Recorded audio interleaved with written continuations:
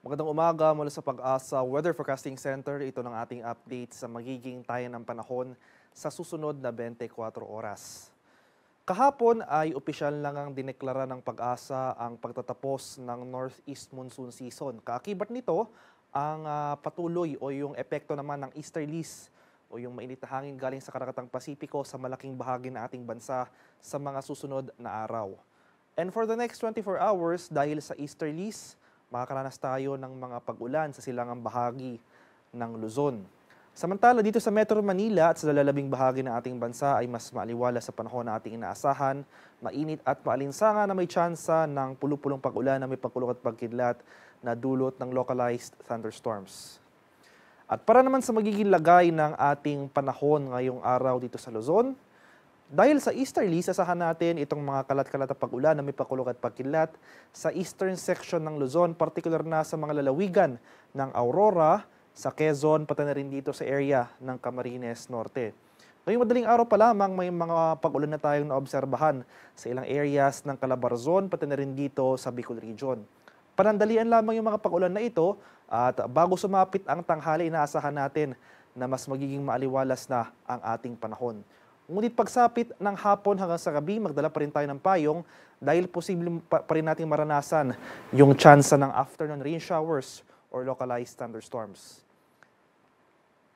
At sa bahagi naman ng Palawan, sa Visayas at sa Mindanao, generally fair weather conditions rin ating inaasahan, mainit at malinsangang panahon.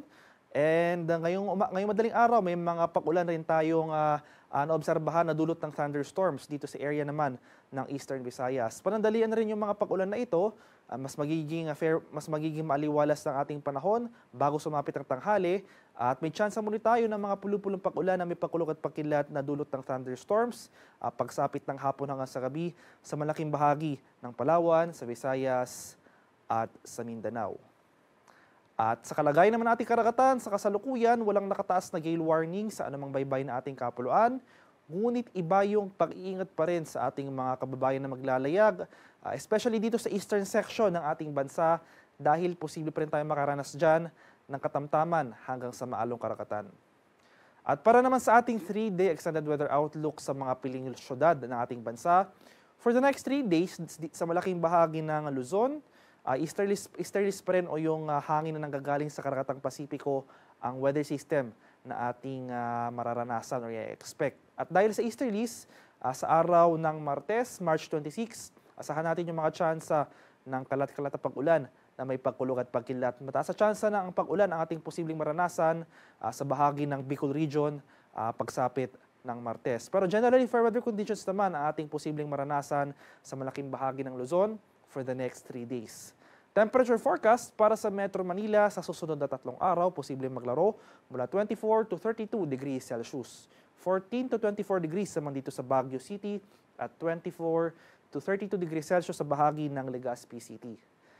Sa mga areas naman ng Visayas, for the next 3 days, starting tomorrow, araw ng Linggo hanggang sa Lunes, malaking bahagi ng Eastern Visayas sa lugar yan ng Tacloban City, ay dahil rin sa easterly, sasahan pa rin natin yung mga tsansa ng scattered rain showers or thunderstorms. Mataas sa tsansa ng pag-ulan ating posibleng maranasan sa susunod na 2 araw. Ngunit pagsapit ng Martes, improving weather conditions na ang ating inaasahan sa nabanggit na lugar.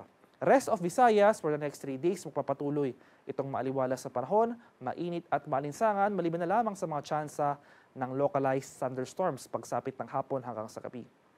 Temperature forecast para sa Metro Cebu sa susunod na 3 araw, posibleng maglaro mula 25 to 32 degrees Celsius. 26 to 32 degrees naman dito sa bahagi ng Iloilo City at 25 to 31 degrees Celsius sa area naman ng Tacloban City. Sa mga areas naman ng Mindanao for the next 3 days, dito sa bahagi ng Davao Region, pagsapit ng araw ng Lunes dahil rin sa easterlies, mataas sa tsansa ng pag-ulan ang posible nating maranasan.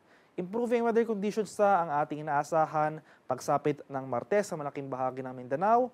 Generally, fair weather conditions ang ating inaasahan sa most of these forecast areas. Temperature forecast para sa Metro Davao for the next 3 days, posible maglaro mula 24 to 33 degrees Celsius. 24 to 32 degrees rin dito sa bahagi ng Cagayan de Oro City at 24 to 35 degrees Celsius sa area naman ng Zamboanga City. Ang haring araw dito sa Kamanilaan ay sisikat mamayang 5:58 ng umaga at tulubog naman mamaya sa katap na 6:07 ng hapon.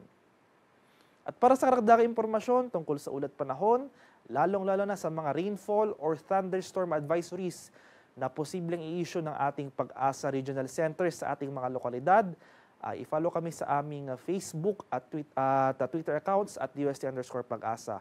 Mag-subscribe na rin kayo sa aming YouTube channel sa DUST Pag-asa Weather Report at palaging bisitahin ang official website sa pag-asa.dust.gov.ph. At iyan lamang po ang latest mula dito sa Pag-asa Weather Forecasting Center. Magandang umaga sa ating lahat. Ako po si Dan Villamil Nag-uulat.